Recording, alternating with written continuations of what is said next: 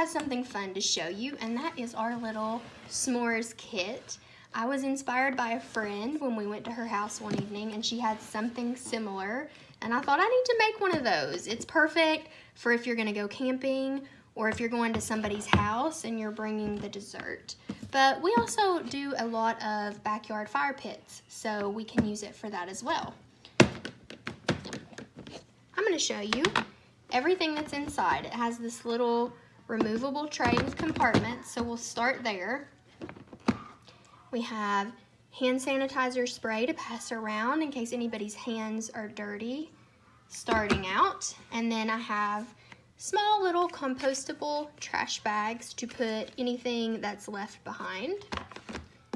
Some festive napkins to act as little places to sit your s'mores down if you need to. Then these are really neat. These are little travel size s'more sticks. They have protectors on the end that are removable. They start small like this, and all the handles have different colors so everybody can keep up with which one is theirs. But check this out. They actually telescope and get really big, so you don't have to sit close to the fire to roast your marshmallows. Okay, that's everything in the top. And then in the bottom, we have different types of chocolate. Everybody can have their choice.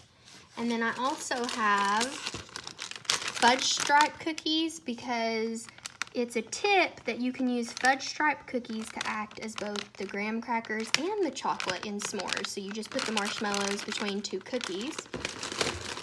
We've got graham crackers. Do you like to use honey graham crackers or cinnamon? I actually prefer to use cinnamon for s'mores, and I know that some people might not like that. And then I've also got gluten-free graham crackers.